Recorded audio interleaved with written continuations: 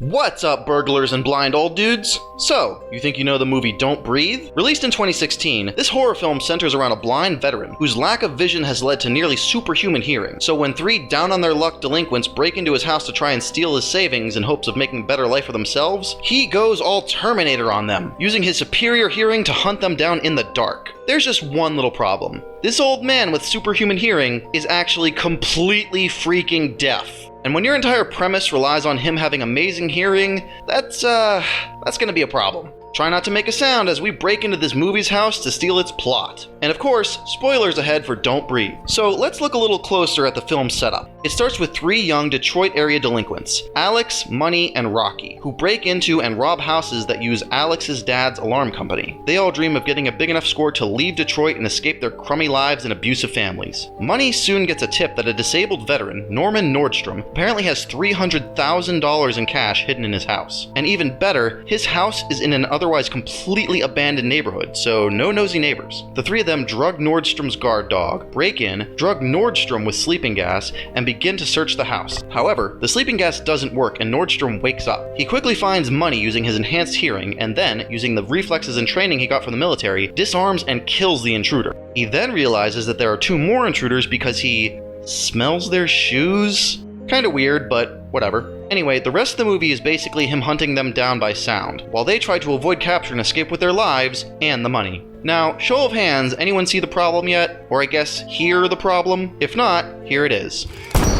This one scene right here completely derails the entire rest of the movie. Nordstrom fires a gun, indoors, less than a foot from his face, with no ear protection. Forget about having superhuman hearing, this dude now has no hearing. For those who don't know, guns are loud. That may seem obvious, but most people don't realize just how loud guns are if they haven't fired one themselves. Suffice it to say, they are way louder than you probably think. And definitely loud enough that this would definitely lead to some immediate and probably permanent hearing damage. Normally, this could just be hand-waved away like most other gun inaccuracies in movies. But when the entire plot relies on this guy having excellent hearing, we can't just overlook this like most movies do. And that's just talking about the one shot he fires at the very beginning. That's not even counting the dozens of other shots this guy pops off, all in enclosed spaces, all with no ear protection. No matter how you look at it, this guy's hearing would be wrecked before the end of this movie.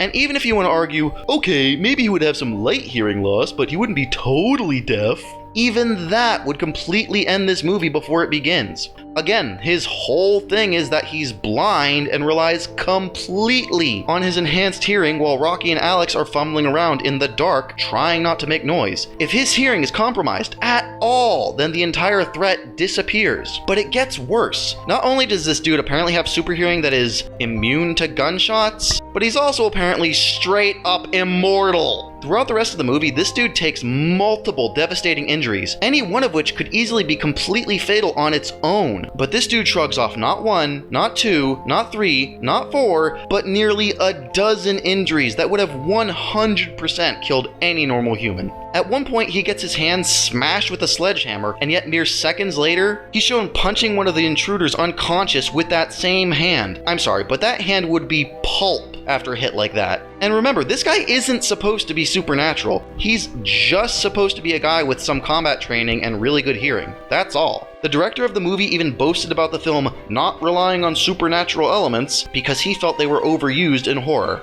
I feel like you kind of missed the mark if no supernatural elements was what you were aiming for. This guy is taking so much damage, even John Wick is like, come on man, be realistic about the kind of injuries a movie character could survive. Like, just look at this stuff. Boom, he's dead. Dead again. That looks pretty fatal. Yep, he's not surviving that. I diagnose you with dead. Yeah, okay, at this point you're just beating a literal corpse. And while some of that stuff may not seem immediately fatal, remember that this guy is a Gulf War veteran in his 60s. Maybe you could argue he could have shrugged off some of these hits if he was in his 20s, but he is clearly well past his prime. Not to mention his body is in pretty bad condition before the movie even starts. The whole reason he's blind is that he was hit with a shrapnel grenade which destroyed his eyesight. I'm gonna go out on a limb here and say that a man who took a shrapnel grenade to the face and is now in his 60s is not gonna be in the best physical health. For someone like this, even a fall out of bed could be fatal, but we're expected to believe he can take hits like these and just keep on going like nothing happened? Come on, man. There's also several other big issues that the movie just completely ignores or glosses over. For one, when they drug the guard dog at the beginning, the dog is clearly shown to be chained up outside. Then later, the dog just magically appears inside the house. It's possible the drugs wore off and he woke up, sure, but how did it get off its chain and into the house? We know that Nordstrom never went outside, so who unchained the dog and brought it in?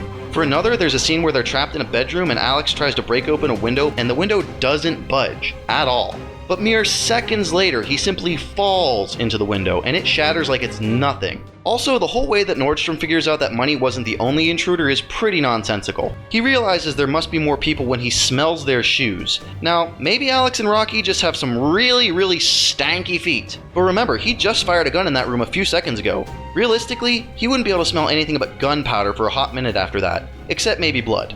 And possibly feces if Money soiled himself when he died. Kinda doubt you're gonna smell some friggin' shoes from across the room over all of that. Oh, or does this guy also have superhuman smell powers in addition to superhuman hearing? Also, at one point after he started hunting down Rocky and Alex, he goes and shuts off all the lights, but why were the lights on in the first place? Remember, he was blinded during the Gulf War, which was from 1990 to 1991, and this story takes place in 2016. He's been blind for a quarter century. Why do any of his lights even have working light bulbs in them? Why does he even own any lamps? And it's not like he was unaware they were on, since one of the first things he does when he realizes the intruders are there is to go shut them off. Oh, and Rocky and Alex are also shown using their phone's flashlights to see in the dark at one point, but then once Nordstrom shuts off all the lights, they just stop doing that. Like somehow they magically forget they have flashlights as soon as flashlights become something that could really help them. There's also a scene towards the end where Rocky is trying to hit the panic button on the remote she has for the house's alarm system so that the sound will disorient Nordstrom, but it won't work because she doesn't have a direct, uninterrupted line of sight to the alarm console. Pretty sure a panic button remote for an alarm system is going to work on a wireless signal and work from anywhere in the house, not on an infrared signal like a TV remote where you need a line of sight to the receiver for it to work. At one point, it's revealed that the money Nordstrom has is from a settlement after a rich girl killed his daughter in an auto accident, and that Nordstrom has kidnapped that rich girl, tied her up in his basement, and forced her to, give him a new daughter. Yes, that means exactly the horrible thing you think it does. But during the chase around the house, Nordstrom accidentally shoots and kills this girl. So he captures Rocky and ties her up to, make another replacement. Ugh, this movie is gross. Anyway, he plans to accomplish this by using a turkey baster full of his, genetic material to inseminate Rocky. But we then watch him take a frozen container of semen out of the freezer and melt it on the stove to thaw it. Dude?